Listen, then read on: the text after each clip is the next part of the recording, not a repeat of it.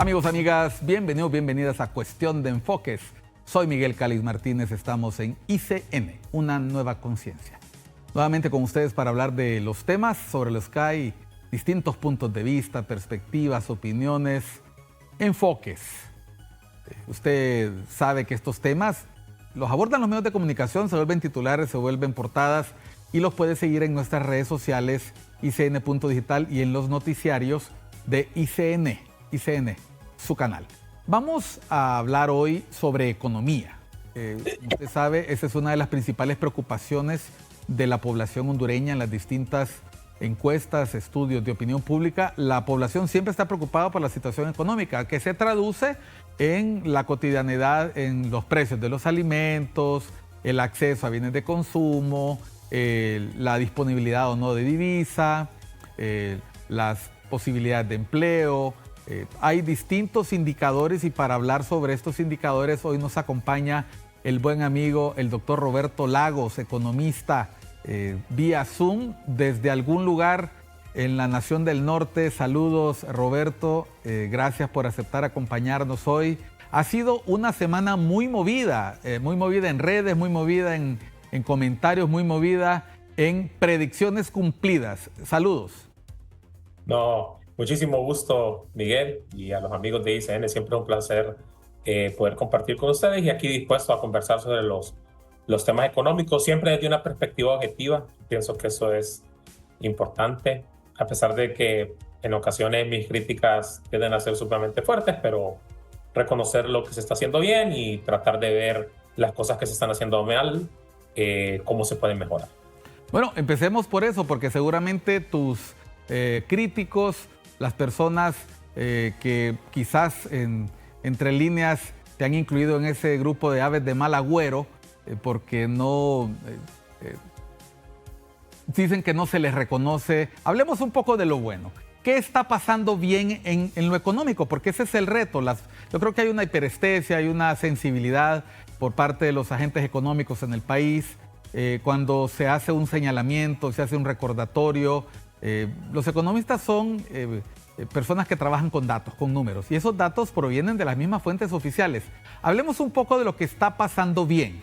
¿Qué indicadores son halagüeños para la actual gestión gubernamental? Lo menciono porque vamos a hablar de las perspectivas económicas de Honduras. Vamos a hablar de hacia dónde puede ir el país con los números actuales. Hablemos un poco de lo bueno. ¿Qué cosas has percibido tú que son halagüeñas? Hemos visto en algún momento a alguno de los asesores de la presidenta hablando sobre, por ejemplo, cifras de crecimiento económico. Bueno, vamos a enfocarnos quizás en algunos sectores, porque dentro de la parte económica quizás el tema de reducción de procesos en la portuaria, yo pienso que ahí, siempre lo he dicho, este muchacho, ministro Cáliz, Fausto Cáliz, está haciendo una buena labor. Él debería de mejorar un poco, ser menos político en redes, pero en realidad que sí está haciendo su trabajo. Luego, personas en el sector de educación, creo que a pesar de todos los retos que enfrenta el ministro Esponda, ha tratado de dar respuesta a problemas, ¿verdad?, que se tiene en esos dos sectores, y siempre rescatando un poco la visión social del gobierno de la presidenta Castro. Sin embargo, pienso que a pesar de que es una visión correcta, no hay buenos mecanismos de focalización de toda esta ayuda social, ¿verdad? Y creo que viene un poquito por la falta de preparación que tienen muchos de sus ministros, ¿verdad? Yo pienso que por ahí viene un poco. Y en los primeros 2 años de gobierno yo reconocería bastante la labor de este ministro, que se me escapa el nombre, que hasta cierto punto estaba en el tema de construcción de carreteras, ¿verdad? Octavio Pineda. Octavio es el que estaba antes de Octavio. Mauricio Ramos, pienso que también hizo una buena labor, pero si nosotros recordamos la oferta política que se nos dio previo a las elecciones, era una oferta política en la cual se iban a resolver muchos de los problemas, y me parece que estos 2 años y medio de gobierno han sido muy orientados a la parte política, ¿verdad? Un tema que sí es importante reconocer es la firma del acuerdo con el fondo. Eso siempre lo voy a reconocer, que es importante siempre firmar, pero A la fecha, si nos vamos ahora al tema de las revisiones, si no me equivoco, no ha habido ninguna revisión del acuerdo, y de hecho uno de los temas más importantes, como ser el tema de la acumulación de reservas, es una meta no cumplida, ¿verdad? Y podemos hablar más al respecto, pero sí podría decir que en los primeros 2 años el tema del acuerdo con el fondo es importante. Y luego creo que también podríamos decir que en alguna u otra medida, ¿verdad? Los primeros 2 años estuvieron marcados con no tantos temas de corrupción. No hay elementos relevantes en el tema de corrupción. Pienso que eso mejoró con respecto a la administración anterior, pero obviamente es muy difícil decirlo porque generalmente, Miguel, y creo que la historia no lo dice, en los temas de corrupción generalmente estallan una vez que terminan los gobiernos, ¿verdad? Y hay cambios de administración. Roberto, vamos a ver.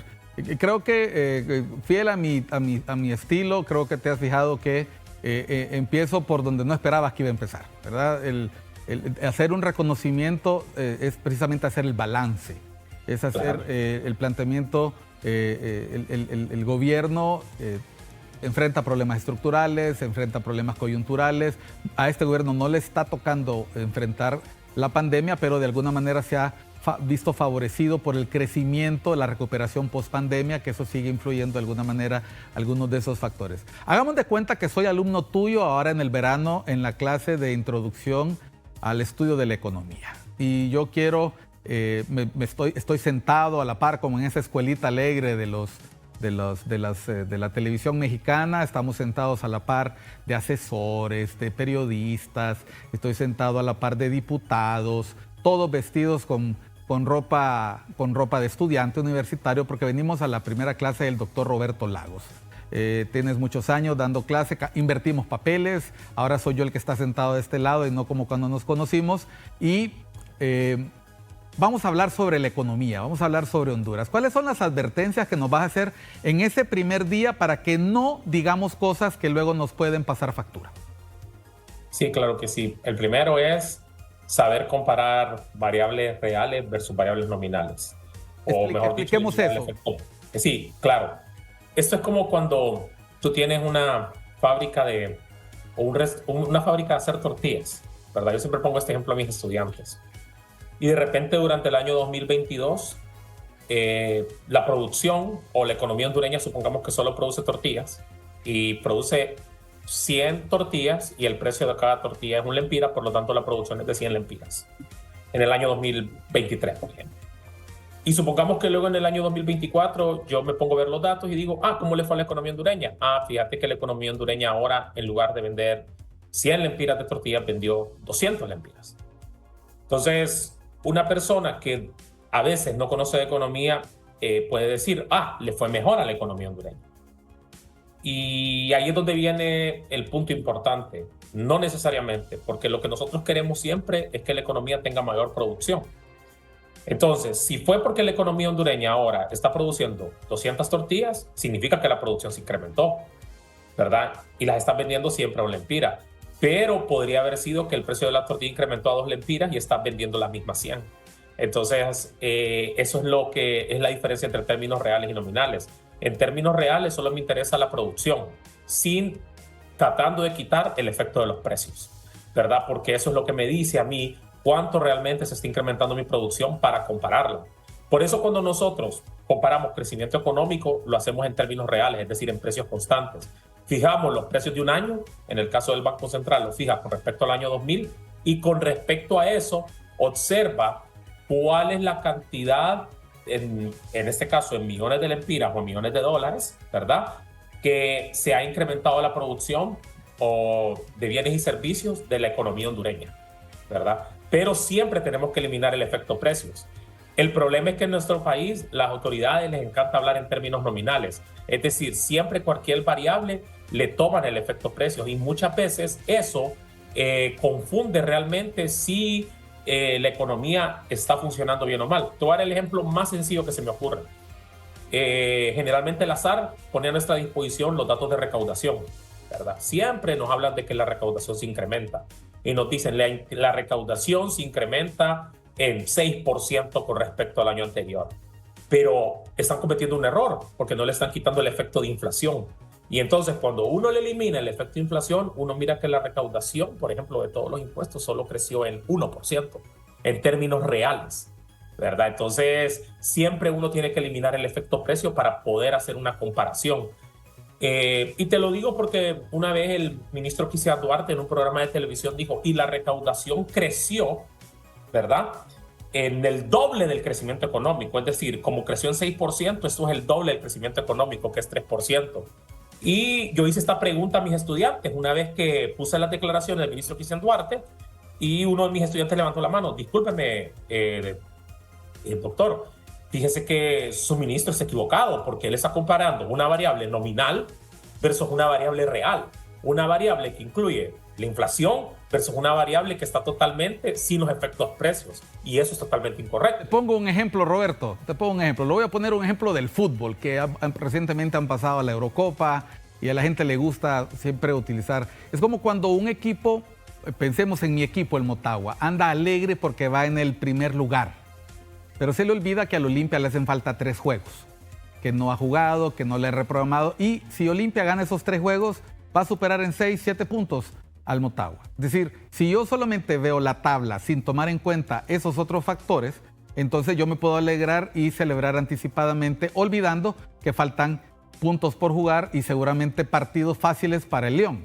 Es decir, en pocas palabras, no nos vayamos con la primera cifra que vemos, sino que analicemos si hay otros factores, otras variables que podrían cambiar ese dato, como el que estábamos mencionando del crecimiento. Hablar del crecimiento y no recordar el tema de los efectos de la recuperación post-pandemia o comparar las cifras de este año. Pasa muy frecuentemente en el tema de seguridad también, que por eso en el lenguaje común y corriente se dice cuando uno compara peras, las compara con peras.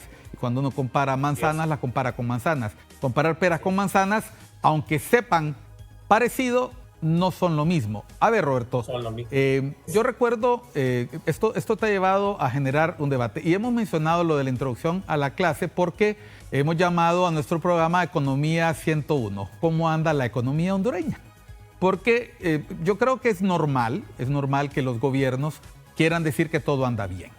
Y uno diría, es normal que la oposición señale lo que está mal. Lo correcto es, bueno, dentro de lo bueno y de lo malo, ¿dónde estamos? Este gobierno inició con unas declaraciones de la ahora candidata presidencial diciendo que la situación del país era un desastre, que habían dejado una economía en los suelos. No fueron las palabras, fueron palabras muy fuertes y eso tuvo inmediatamente un impacto en los números de Honduras, en los factores de riesgo país, etc.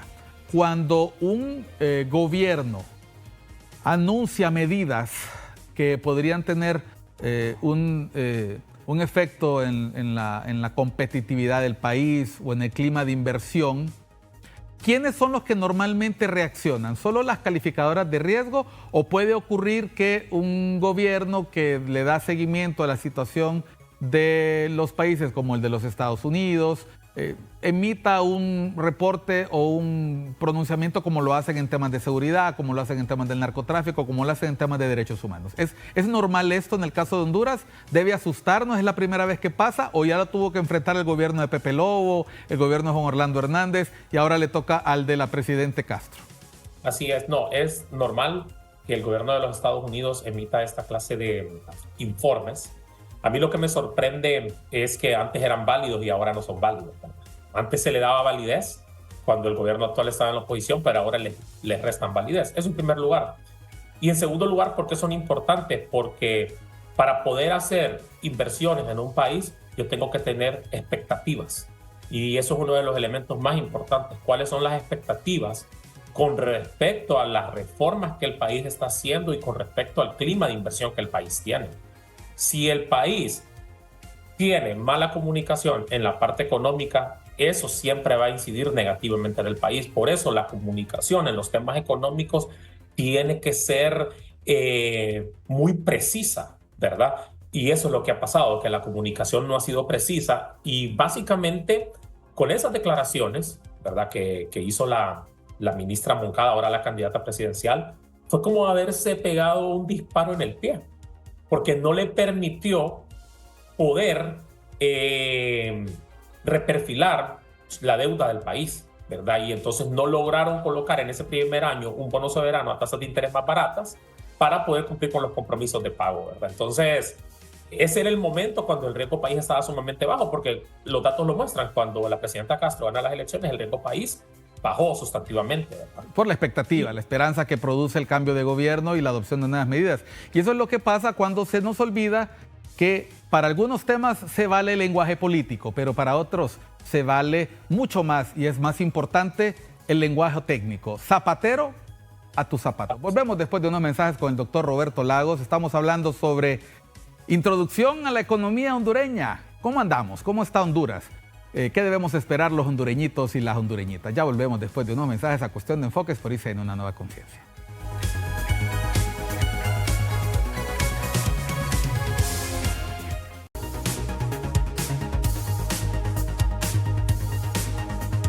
Estamos en Cuestión de Enfoques por ICN, una nueva conciencia. Soy Miguel Calis Martínez, me acompaña el doctor Roberto Lagos, economista, catedrático, un asiduo participante en redes sociales, en los temas que él domina, la economía. Él es un estudioso, es un académico, es un docente, una persona que desarrolla esa área, se mueve en ese tema económico. Hemos visto su crecimiento, hemos visto su consolidación y es una persona que no evade el debate, porque de hecho a los economistas les han formado para eso, para mostrar números, para rebatir con números y con datos. Cuando hablamos de economía 101, cuando hablamos de introducción a la economía en el país, hay varias áreas. Podemos hablar de macroeconomía, podemos hablar de moneda, de la política monetaria, podemos hablar de política fiscal, podemos hablar de tantos temas. Hablemos de la parte monetaria, hablemos de divisas, de cambio. Quiero que escuches este comunicado del Banco Central que salió en estos últimos días. Esta es información oficial. A ver, vayámonos a lo toral, como dicen los abogados. El Banco Central, en conjunto con la Secretaría de Finanzas y la Procuraduría General de la República, a la población en general informan lo siguiente: que en atención a los artículos bla, bla, bla, y el reglamento bla, bla, bla, podrán, como agentes cambiarios, podrán negociar divisas en el territorio nacional. Actualmente el sistema financiero del país cuenta con 15 bancos y una casa de cambio debidamente autorizados por el Banco Central como agentes cambiarios, quienes pueden realizar todas las operaciones de negociación de divisas. Aunado a lo anterior, toda persona natural o jurídica que no sea agente cambiario podrá mantener activos en divisas. Es decir, estamos hablando de cuentas, estamos hablando de ahorros, estamos hablando de cuentas corrientes, depósitos a plazo. Sin embargo, al momento de negociar estas divisas únicamente podrá hacerlo con el Banco Central de Honduras o los agentes cambiarios debidamente autorizados. Vamos a ver. El incumplimiento a lo dispuesto será sancionado con una multa, bla, bla, bla, incurriendo además en el delito de desobediencia a la autoridad, bla, bla, bla. En atención a lo anterior, hacemos un enérgico llamado a las personas naturales y jurídicas para que se abstengan de realizar operaciones de negociación de divisas si no cuentan con la autorización para actuar como agentes cambiarios por parte del Banco Central de Honduras. 16 de julio de 2024. A ver, Roberto, ¿por qué está en negritas todo lo que tiene que ver con negociar estas divisas? ¿Hay un mensaje entre líneas ahí? En negrita y le llamaría mercado negro. Eso es lo que tenemos que decir. O sea, no hay otra explicación. Mire que esto es algo sumamente interesante, porque el debate con respecto al tema de los dólares, el acceso a la divisa, había estado apagado en los últimos meses, y lo que revive el debate es este comunicado del Banco Central. Es decir, es el mismo gobierno el que lo hace. Es el mismo gobierno el que te está diciendo: tenemos problemas, hay personas que están operando, vendiendo divisa en el mercado negro. Eso es, o sea, no hay otra forma de interpretarlo económicamente. De esta forma se interpreta. Y por ahí es que el hondureño muchas veces nos acostumbramos a sufrir, ¿verdad? Y entonces todos los temas de acceso a dólares, la gente ya se había acostumbrado a esto, ¿verdad? Tener problemas para acceder a dólares ya se había vuelto parte del día a día del hondureño. Y por eso el debate se había apagado. El debate se reabre por este tema y por este comunicado del Banco Central, ¿verdad? Que básicamente, explícitamente le dices: tenemos problemas de mercado negro. Eso en primer lugar. Y en segundo lugar, yo pienso que es un tema que no tiene que salir del debate porque es un tema muy relevante para la economía del país, dado el gran sesgo importador que tenemos, ¿verdad? Y dado las necesidades para producción, que muchos de esos insumos vienen del extranjero, entonces necesitamos dólares para poder pagar. Roberto, el sector privado se había quejado de que había escasez de divisa. Cuando se aplicó la nueva disposición de subastas del Banco Central, eso fue más de un año atrás, recuerdo que los agentes económicos, que podemos llamar en este caso academia, analistas, personas no ligadas al gobierno, le hicieron una advertencia a las autoridades de que tuvieran cuidado con lo que estaban haciendo, porque era una medida restrictiva de la circulación, era una medida que iba a hacer que escasearan estas divisas, este papel moneda, y que eso podía conducir a lo que estás mencionando. En aquella oportunidad, el vicepresidente del Congreso Nacional, el diputado Hugo Noé Pino, que ha sido ministro de Finanzas, presidente del Banco Central, catedrático, experto de IFIs, de Instituciones Financieras Internacionales, dijo lo siguiente. Yo les apuesto,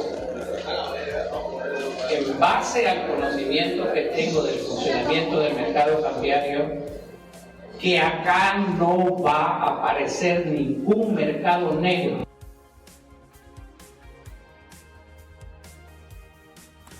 Y por si usted no lo escuchó bien, escuchémoslo de nuevo.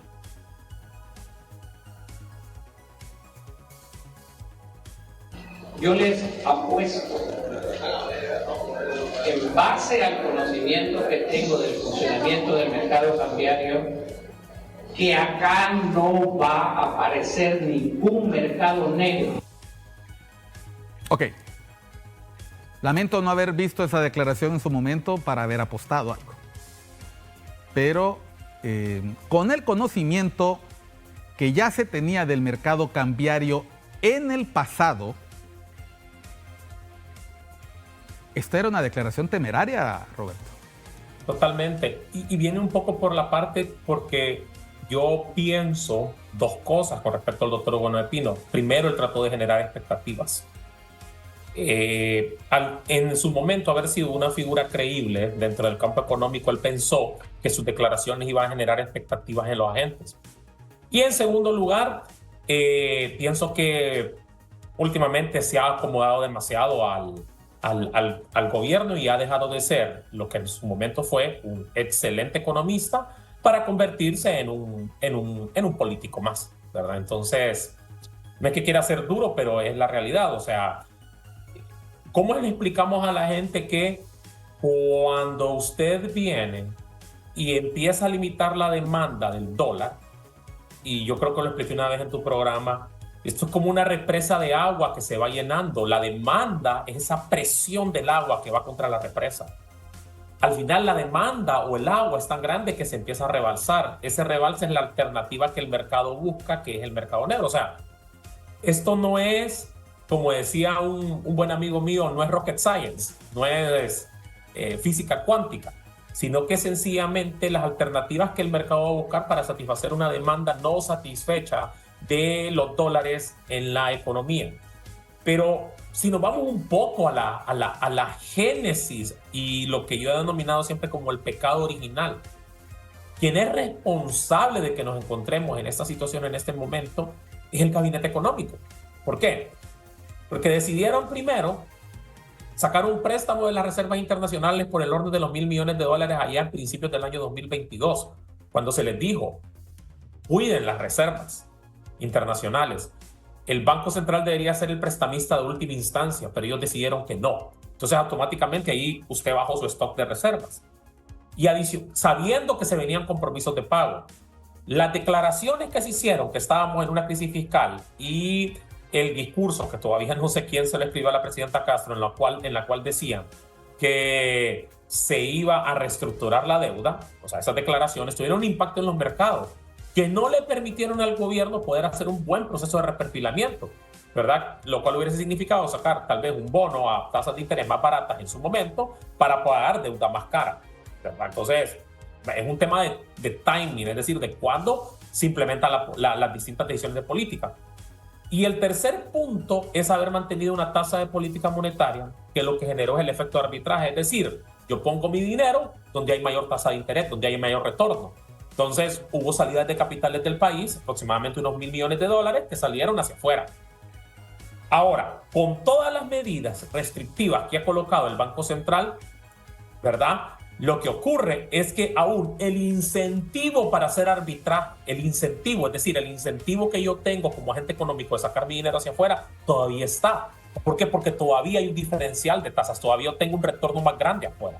Entonces, a pesar de que esté haciendo este tema, este sistema de subasta de divisas, no ha logrado eliminar el incentivo y más bien le está haciendo daño a la economía porque, como ustedes lo pueden observar, si ustedes miran las reservas, el stock de reservas internacionales se ha ido cayendo, ¿verdad?, en el tiempo y ya estamos por debajo de la meta del Fondo Monetario. Es decir, era previsible, lo que se estaba haciendo era nada más haciendo una prospección a partir no solo de la conducta tradicional del mercado hondureño en cuanto al acceso a la divisa, en cuanto al mercado cambiario, sino también es una conducta normal. En este tipo de acciones tiende a generar un efecto de incertidumbre, de temor, las personas retiran capitales. ¿Qué te han parecido las declaraciones del diputado Hugo Noé Pino, del doctor Hugo Noé Pino, que buscan explicar el por qué la presencia de este mercado negro y que lo ha ligado a las actividades de redes ilícitas del narcotráfico? Graves declaraciones. Tal vez uno probablemente estando en el ambiente en Honduras no lo entiende, pero son graves porque básicamente él está aceptando la inoperancia de la Comisión Nacional de Bancos y Seguros y del Banco Central para poder manejar el tema de divisas, ¿verdad? Y adicionalmente, de cierta forma, está diciendo que inclusive las reservas internacionales dentro del Banco Central podrían estar contaminadas con dinero del narcotráfico. Eso es lo que está diciendo él, ¿verdad? Es complicado cuando se dan ese tipo de declaraciones. La verdad que él lo hace porque él quiere tratar de tener la razón en su argumento, pero su argumento lamentablemente no es válido. No es válido porque no tiene racionalidad económica y en segundo lugar no es válido porque en ocasiones él creo que a pesar de toda la experiencia que tiene, muchas veces a las personas que somos más jóvenes que él nos trata de sombrerear con los puestos que ha tenido en el pasado. Pero yo le recuerdo a él que todos esos puestos que ha obtenido en el pasado han sido por puestos políticos, ¿verdad? Entonces es muy fácil llegar a ser presidente del Banco Central. Yo no estoy diciendo, no lo demerito en cuanto a formación, él tiene la formación y el merecimiento para hacerlo, uno de los hondureños más preparados, pero es muy fácil llegar a hacerlo cuando uno es impuesto de dedo a cuando uno le toca competir en los Estados Unidos para tratar de obtener un cargo. Entonces, eso de tratar de demeritar la opinión de los demás, que lo hace constantemente en el Congreso, ¿verdad? Las declaraciones de él son tan graves como, yo no sé si tú recuerdas, cuando Marco Miden se dijo que se iban a perder 1 millón de empleos si se aprobaba la ley de justicia tributaria. Y entonces, con mucha razón, el doctor Hugo Noé Pino le dijo, ¿sabe qué? Como ministro de Finanzas, como el presidente del Banco Central, eso no me parece correcto lo que se está diciendo. O sea, ¿de dónde saca eso? ¿Cuál es su análisis? Entonces, de la misma manera que él hace eso, yo le digo sus declaraciones con respecto a que viene por temas de narcotráfico, a que viene por temas de actividades ilícitas, ¿verdad? Porque simplemente lo dice, es totalmente incorrecto y genera expectativas incorrectas dentro de la economía y principalmente genera expectativas incorrectas hacia afuera, hacia los inversionistas en el extranjero que estarían observando cómo los dólares en el país están siendo acaparados para temas ilícitos. Sencillamente lo que está ocurriendo es un tema de mercado negro.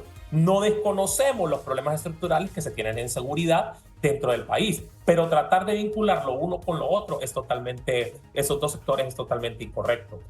Y un punto más, porque la gente me pregunta, bueno, si tanto habla Roberto de que cometimos errores, ¿cómo resolvemos el problema? ¿Verdad? Porque creo que siempre es bueno dar propuestas, ¿verdad? ¿Cuál sería la propuesta en este caso para superarlo? Vamos a hablarlo al volver de nuevos mensajes. Estamos con el doctor Roberto Lagos, estamos hablando sobre economía hondureña. ¿Cómo está la economía del país? Vamos a una pausa, ya volvemos a Cuestión de Enfoques por ICN, una nueva conciencia.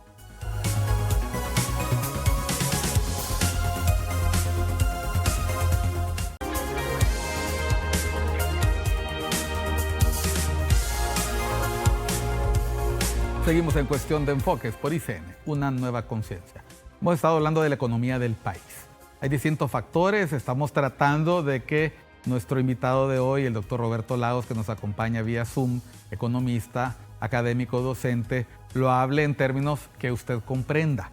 Y así, por eso nos ubicamos como que estuviéramos sentados en su clase de introducción a la economía, como un estudiante más. Así usted comprende por qué no se trata solamente de hacer cuestionamientos, es hacer propuestas, es hacer planteamientos.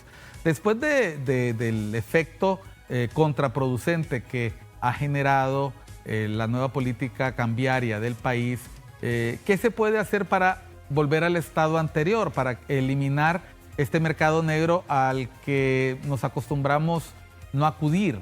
En el mercado negro usted puede encontrar la divisa un poco más cara, pero más disponible, es decir, en montos que tendrían la facilidad de esperar menos que la espera que usted hace en un banco, etcétera. Tiene sus riesgos, porque efectivamente podría desde moneda falsa hasta moneda de origen incierto. Esa es, creo, la preocupación que debe tener el doctor Hugo Noé Pino, el diputado Hugo Noé Pino, o sea, cómo controlarlo. Yo creo que eso es lo que busca atajar también el Banco Central. Sin embargo, este comunicado es una aceptación.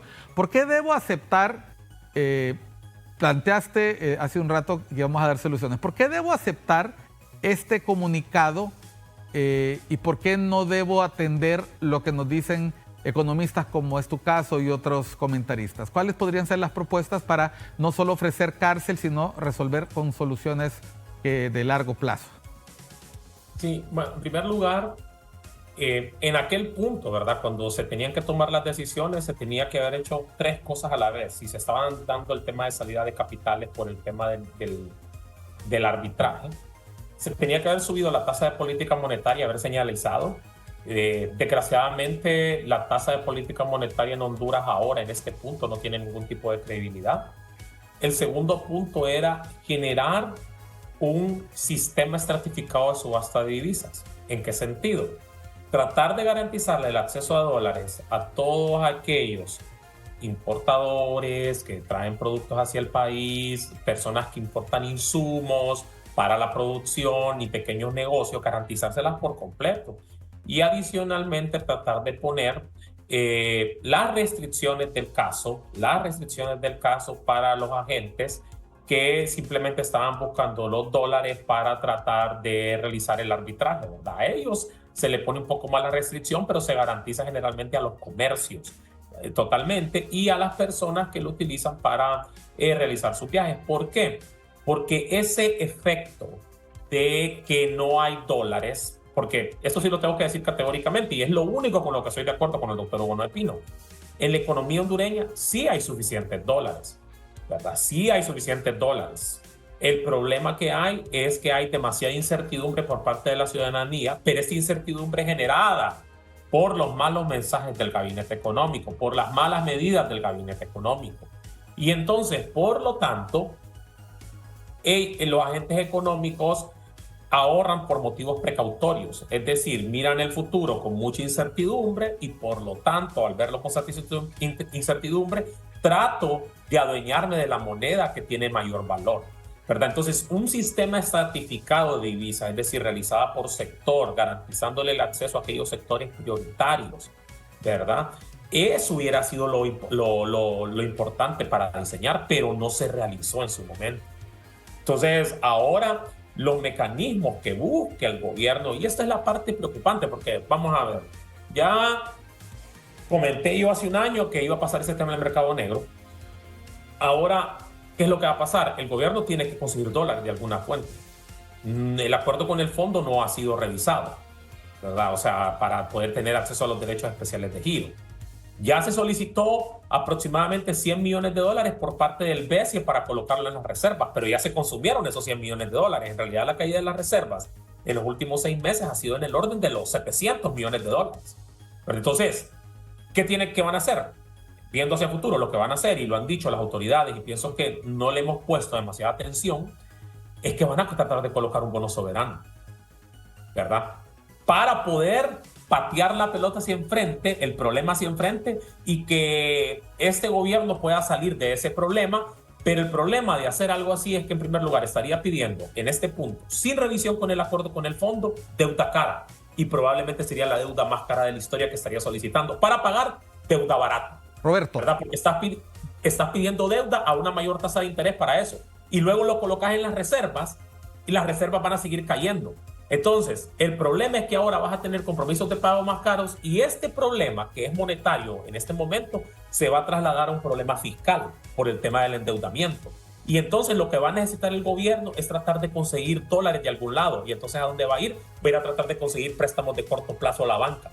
Y entonces va a empezar un problema de comportamiento similar a lo que ocurrió durante el gobierno de Pepe Lobo, que se colocaron los bonos soberanos y después vimos reflejado en altos déficits fiscales. No sé si recuerda, y incremento de la deuda interna. Roberto, por eso mismo te estaba pidiendo el efecto prospectivo, porque todas las cosas que nosotros hacemos van a tener un efecto. Si uno se come una deliciosa bolsa de chicharrones viniendo por Comayagua, los vas a sentir muy ricos ahorita, pero el efecto a corto, mediano y largo plazo, pues se sentirá en las arterias, se sentirá en la digestión y en el aumento de peso. Pero si yo solo me conformo con resolver el problema de momento y generar satisfacción, bueno, la satisfacción inmediata, nosotros sabemos que a la larga puede tener consecuencias en nuestra salud. Y aquí tú lo que estás hablando es todo lo que se está haciendo ahorita va a tener consecuencias, y me quiero referir por eso al informe del Departamento de Estado con respecto al clima de inversión. A ver, hay uno de los temas por los cuales tú opinas con bastante frecuencia, y es cuando se empieza a dar la información de si Honduras va a lograr finalmente entrar en el compacto de la cuenta del milenio. Siempre se plantea eso, hay una serie de indicadores, tú siempre le dices a los gobiernos, en particular a los anteriores y a no se alegren, no alcen las campanas al vuelo, porque se evalúa al país en distintos variables. No solo es el tema de derechos humanos, se evalúa la transparencia, se evalúa la corrupción, y luego resulta que muchos de estos indicadores ven a los datos de transparencia internacional, ven a los temas de corrupción, ven a los índices de derechos humanos, al Estado, a la situación de inversión del país. ¿No te parece contradictorio que el canciller haya respondido así? A ver, producción, ustedes tenían listo este posteo, haya respondido así cuando con frecuencia más bien lo que Cancillería está esperando son buenas noticias del TPS, son buenas noticias en el caso de recursos financieros de la cuenta del milenio, pero en este caso, cuando la cuenta del milenio no aparece positiva, ahí ese es un informe que todo el mundo está esperando, y la cuenta del milenio es un informe unilateral. Y ahora tenemos aquí este mismo dato del clima de inversiones que ha hecho el Departamento de Estado, que es un informe unilateral, como lo es el de derechos humanos, como lo es cualquiera que emite en el tema de la lucha antidroga o cualquier otro tema en los Estados Unidos. Pero cuando el gobierno era nacionalista, cuando era el gobierno del señor Juan Orlando Hernández, pues había que aplaudirlo, había que mencionarlo, porque era contra el partido en ese momento oficialista, ahora en la oposición. Yo sé cómo se llama eso. Voy a pedirte a ti que me expliques si esto no es un poco incoherente en términos de política exterior, porque por un lado, este tipo de informes, si fueran favorables, precisamente permiten mejorar el clima de inversión, mostrar que hay un clima de inversión apropiado, que el riesgo país es menor, y te colocan en una posición inmejorable para acceder a recursos frescos. Sí, totalmente. Eso es lo que yo le llamo inconsistencias, ¿verdad? Hay que ser muy inconsistente para venir a criticar informes que en el pasado se utilizaron para hacer campaña política. Y en este punto yo pienso que el informe del Departamento de Estado describe los problemas estructurales que ya todos conocemos. O sea, si una empresa quiere venir a hacer inversiones, ¿a quién le pregunta? Le pregunta a empresas existentes que están dentro del país. Y las empresas existentes describen la falta de ausencia de dólares, la incertidumbre acerca del marco legislativo para la tributación, la inversión en los problemas de energía, todos los temas de titulación de tierras. O sea, problemas históricos que no estamos resolviendo, que no estamos dándole soluciones. Entonces, realmente esto es lo que ocurre cuando no se tiene otra forma. Lo que hizo el canciller fue, no tiene otra manera para contrarrestar de forma técnica los argumentos del Departamento de Estado con respecto a indicadores que son muy precisos, muy reales de la realidad del país, ¿verdad? Y entonces lo único que pueden hacer es descalificar, que es lo habitual que realizan desde sus cuentas sociales. Yo a veces me pregunto, escucha, si los ministros, ¿verdad?, se dedicaran a trabajar en lugar de estar en redes, qué productivos serían, ¿verdad? Pero es la única manera que tienen para poder contrarrestar y tratar de mermarle credibilidad a los informes. Y lamentablemente, muchos de los datos, inclusive si nosotros observamos el tema energético, es problemático. Si nosotros observamos el tema de acceso a dólares, es problemático. Si vemos el acceso a la caída de la reserva, es problemático. Entonces, ¿de qué está hablando? ¿Qué realidad del país? Y si vos te fijas en el reporte, o sea, Estados Unidos habla bien del país en cuanto a la zona estratégica donde está ubicada, en cuanto a la cercanía con Estados Unidos, en cuanto, por ejemplo, a los temas de cierta legislación que ya cuenta el país, histórica, para poder atraer inversiones. Pero, por ejemplo, las empresas americanas dicen, ¿saben qué? Tenemos ganancias en dólares y no las podemos regresar nuestras ganancias a la casa matriz del país que está realizando la inversión. Tenemos problemas y muchas veces tenemos que ir al Banco Central para hacer arreglos especiales. Entonces, imagínate que está diciendo que las empresas tienen que hacer arreglos especiales para ir al Banco Central. Y la demanda de divisas está limitada. ¿Qué significa? Porque ellos hablan de democratizar la divisa. Entonces, obviamente, las empresas americanas tienen el acceso, van a obtener la divisa, pero como el sistema de Banco Central está mal diseñado, automáticamente hay personas que también necesitan su divisa que no van a ser priorizados de la misma forma.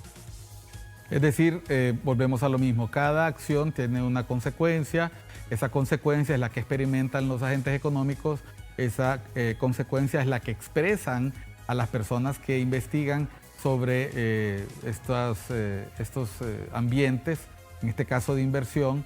Se generan los informes, se generan los reportes y bueno, y la verdad es que el informe dirá lo que perciben los actores, dirá las consecuencias de la toma de decisiones, buena o mala, que se ha hecho y finalmente se convierte en un reporte que gustará o no gustará, pero es eso, un reporte al cual acuden muchas personas cuando están interesadas en desarrollar negocios en Honduras. Vamos a volver después de unos mensajes con el doctor Roberto Lagos. Estamos hablando sobre la economía de Honduras, como si esto fuera una clase de introducción a la economía, pero con el caso de nuestro país. Ya volvemos a Cuestión de Enfoques por ICN, una nueva conciencia.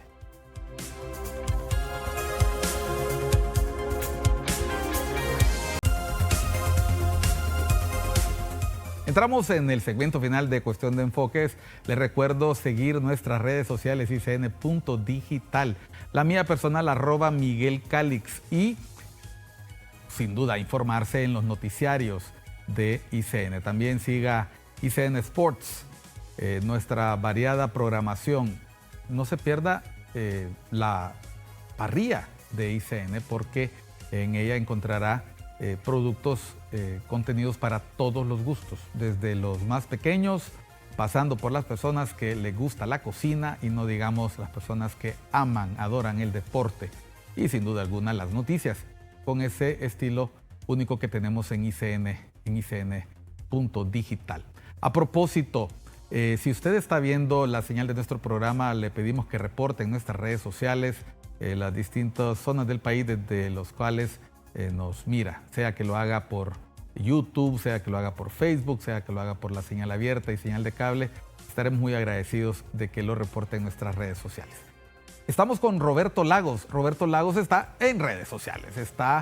¿Cuál es tu cuenta en X, Roberto? Mi cuenta en X es @_Lagos_M. Ok, creo y vamos a poner un posteo aquí del señor Héctor Manuel Zelaya Castro. Él es el secretario privado de la presidente Xiomara Castro, Xiomara Castro Sarmiento. A pesar de lo que puedan decir las aves de mal agüero y los gorgojos de turno, Aquí les presento un hecho contundente. Honduras alcanzó un nivel de Producto Interno Bruto de 34.480 millones al cierre de 2023, lo que nos posicionó como la tercera principal economía de Centroamérica. Este logro refleja que estamos en el camino correcto y que hay confianza en la economía hondureña, incluso frente a la incertidumbre global. Seguimos avanzando. Hashtag Xiomara cumple. Y nos muestra un par de gráficos sobre el Producto Interno Bruto anual de 2023, que cierra en 34.480 versus el dato de 2022, que cerró en 31.426. Es una diferencia. ¿Podés poner el título del gráfico, Miguel? Porque hay un comentario que quiero hacer y creo que esto va a ser Producto Interno Bruto anual, millones de USD corrientes, y abajo, en el indicador, podemos ir abajo. Está perfecto eso, millones de dólares. Departamento de Cuentas Nacionales del Banco Central de Honduras. Sí, pero vámonos al título. Dice, y esto es un tema para los economistas que quizás hoy ven. Miren lo que dice, millones de dólares corrientes. ¿Qué significa eso? Significa que esos datos no se les ha eliminado el efecto precio. Entonces, no podés hacer comparación entre el 2022 y 2023 si esos datos no han sido deflactados. Entonces, de repente podés buscar el tweet que yo coloqué en respuesta. Ese posteo lo va a buscar producción porque es el que le da título a este programa. De hecho, vamos a ver, yo estoy deseoso de poder tener un diálogo, porque debates se ven en todos los programas. Bueno, esta es la respuesta. Creo que está bueno que lo leas tú, porque es tu voz y es tu opinión. Claro. Entonces mi punto es, estimado asesor entre comillas. ¿Por qué le digo asesor entre comillas? Porque para mí no tiene ni la formación académica para ser un asesor, ¿verdad? O sea, eso de entrada. Perdón que sea tan duro, pero él está ahí por un tema familiar, no por un tema de haber logrado una carrera exitosa en el ámbito académico económico. Creo que se le olvidó que las comparaciones se deben hacer en términos reales y no en precios corrientes, ¿verdad? Y lo que yo hago es que descargo el PIB en precios constantes reales a precios del 2015 para la región, es decir, el Producto Interno Bruto con precios fijos del 2015 para poder hacer la comparación. Y muestran que somos el penúltimo lugar de la región. Lo que más me preocupa, y esto es un tema de preocupación porque últimamente lo he estado notando en el Banco Central, es que el Banco Central prepara informes comparativos con precios corrientes. Luego yo le invito, y en serio, se lo digo por televisión, yo le pago el pasaje de avión para que venga a mi clase. O sea, para que venga y pueda entender y tener un entendimiento mejor de la economía. Entonces, ¿qué observamos en ese gráfico? Observamos que Honduras, una vez que usted quita el efecto precios, es la penúltima economía de la región. Adicionalmente, es muy hábil. Él elimina países como República Dominicana y Panamá. O sea, creo que ahí no incluí Panamá. Pero nosotros, nuestra economía, el tamaño de nuestra economía solo es mejor que la de Nicaragua. Y luego hay otro tweet que coloqué después, con donde quiero que veamos el Producto Interno Bruto per cápita de Honduras con respecto a los demás países de la región. Creo que es el siguiente tweet que coloqué, lo tengo como pin tweet en mi cuenta. De verdad. Yo pienso que eso le va a dar más solidez al análisis económico. Bueno, pues vamos a ver, lo que estamos aquí mostrando es... Esta es una opinión, la opinión de un analista con respecto a lo que una fuente oficial de Casa de Gobierno publica. Veamos. Queremos tener un análisis serio de la economía hondureña con respecto a las economías de la región de Centroamérica y República Dominicana. Observemos el PIB per cápita, es decir, en promedio, cuánto tiene cada hondureño en dólares en términos de bienes y servicios. Obviamente es en promedio, ¿verdad? En realidad la distribución no es así. Los primeros 3 lugares los ocupan Panamá, Costa Rica y República Dominicana y por lejos. Honduras es la penúltima economía de la región y El Salvador tiene un PIB per cápita aproximadamente 1.75 veces el PIB per cápita de Honduras. Así que es una falacia decir que la economía hondureña es la tercera de la región. Solo somos mejores que Nicaragua. No voy a leer la última parte porque realmente a mí lo que me desagrada es cuando se ponen a vender humo con los datos. Y si usted observa los datos, nosotros podemos observar que la economía hondureña creo que son unos 2.000 millones de dólares, creo que son $2.500, ¿verdad? Per cápita, mientras tanto que El Salvador son 4.442 per cápita. Es decir, en promedio, el salvadoreño en promedio tiene en dólares en bienes y servicios $4.400, mientras tanto que en promedio el hondureño tiene en bienes y servicios aproximadamente, creo que dice $2.500, ¿verdad? Solo somos mejores que Nicaragua. Entonces, ¿de qué estamos hablando? Roberto, El país sigue... ¿Sí?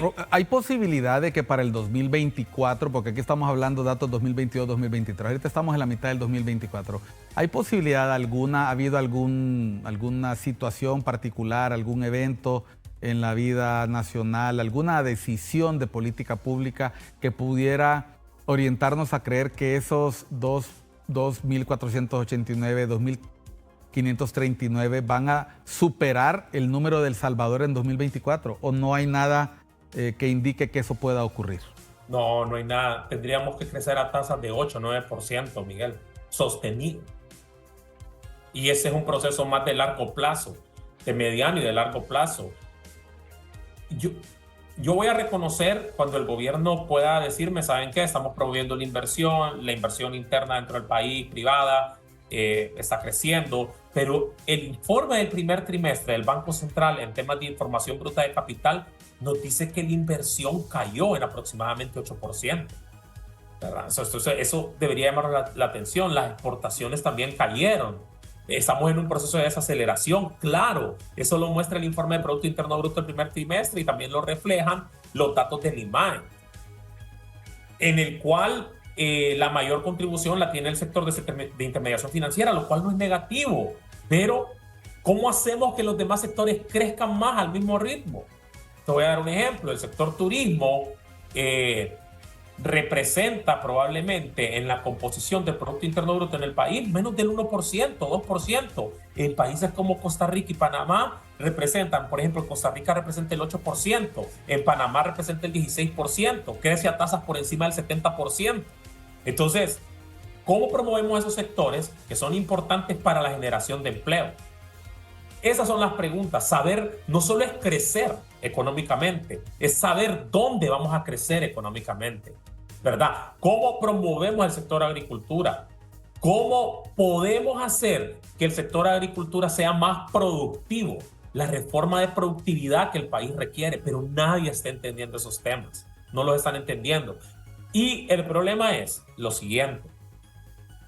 Nos van a llevar a un punto en el cual, como te comenté anteriormente, van a colocar un bono soberano, van a paliar, es como darle una medicina a un enfermo de cáncer para que soporte el dolor, ¿verdad? Van a sostener el tema de las reservas con ese bono soberano, pero después ese problema se va a trasladar a un problema fiscal y después va a ser una bola de nieve.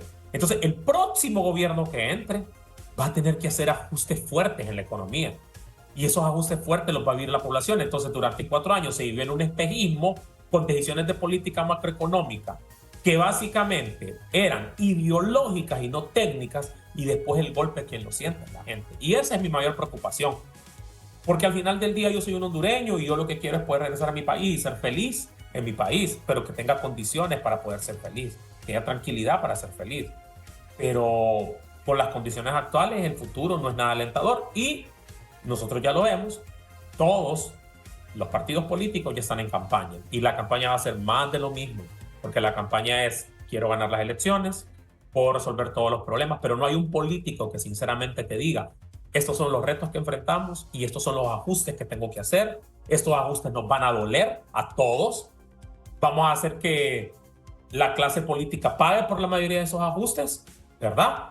Pero va a ser difícil, nos va a tomar un cierto tiempo, pero después de un cierto tiempo yo les prometo que la economía se va a estabilizar y todos vamos a empezar a crecer y todos vamos a estar bien. Entonces, ese es el mensaje real de alguien que tiene credibilidad y alguien que tiene que puede generar confianza en el país.